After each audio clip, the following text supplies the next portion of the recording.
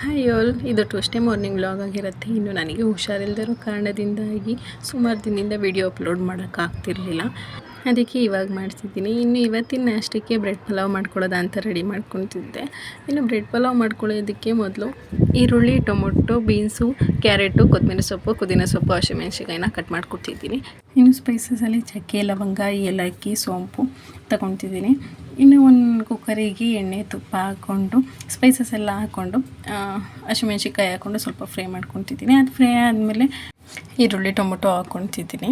ಇನ್ನು ಈರುಳ್ಳಿ, ಟೊಮೊಟೊ ಎಲ್ಲ ಸ್ವಲ್ಪ ಫ್ರೈ ಆದಮೇಲೆ ಶುಂಠಿ, ಬೆಳ್ಳುಳ್ಳಿ ಪೇಸ್ಟ್ ಹಾಕ್ಕೊಂಡು ಸ್ಮೆಲ್ ಹೋಗೋವರೆಗೂ ಸ್ವಲ್ಪ ಹುರ್ಕೊಬೇಕು ಕ್ಲೀನಾಗೆ. ಅತಿ ಸ್ಮೆಲ್ ಇದ್ದರೆ ಅಷ್ಟೊಂದು ಟೇಸ್ಟು ಚೆನ್ನಾಗಾಗಲ್ಲ. ಇನ್ನು ಅದನ್ನು ಫ್ರೈ ಮಾಡ್ಕೊಂಡಿದ್ದಾದಮೇಲೆ ಕಟ್ ಮಾಡ್ಕೊಂಡಿರೋ ತರಕಾರಿನ ಹಾಕ್ಕೊತಿದ್ದೀನಿ. ಬೇಕಾದ್ರೆ ಇದ್ರ ಜೊತೆಗೆ ನೀವು ಬಟಾಣಿ ಎಲ್ಲ ಹಾಕ್ಕೋಬೋದು. ಇದಕ್ಕೆ 1 ಟೇಬಲ್ ಸ್ಪೂನ್ ಧನಿಯಾ ಪುಡಿ, ಅಜ್ಕಾರದ ಪುಡಿ, ಅರಿಶಿನ ಪುಡಿ ಮತ್ತು ಗರಂ ಮಸಾಲ ಹಾಕ್ಕೊಂಡು ಹುರ್ಕೊತಿದ್ದೀನಿ. ಹಾಗೆ 1 ಕಪ್ ಮೊಸರು ಹಾಕ್ಕೊತಿದ್ದೀನಿ.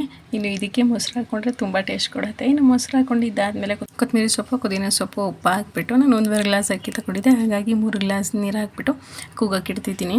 ಇನ್ನು ಇಲ್ಲಿ ನಾನು 3 ಬ್ರೆಡ್ ತಗೊಂಡಿದ್ದೆ. ಅದು ಸೈಡಲ್ಲಿರೋ ಬ್ಲ್ಯಾಕ್ ಎಲ್ಲನ್ನು ತೆಗೆದುಬಿಟ್ಟು ಈ ಥರ ಸಣ್ಣ ಸಣ್ಣದಾಗಿ ಪೇಸ್ಟ್ ಮಾಡಿಕೊಂಡ್ರೆ ಸಾಕು. ಇನ್ನು ಎಣ್ಣೆಲಿ ಸ್ವಲ್ಪ ಅದನ್ನು ಕರ್ಕೊತಿದ್ದೀನಿ. ಈ ಕಲರ್ ಬರೋವರೆಗೂ ಕರ್ಕೊಂಡ್ರೆ ಸಾಕು.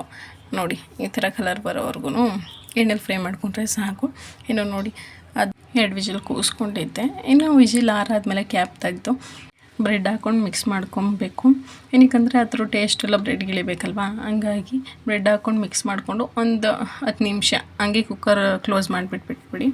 ಇನ್ನು ನಾನು ಫಸ್ಟ್ ಟೈಮ್ ಮಾಡಿದ್ದಿದ್ದು ತುಂಬ ಚೆನ್ನಾಗಾಗಿತ್ತು. ನೀವು ಒಂದ್ಸರಿ ಟ್ರೈ ಮಾಡಿ.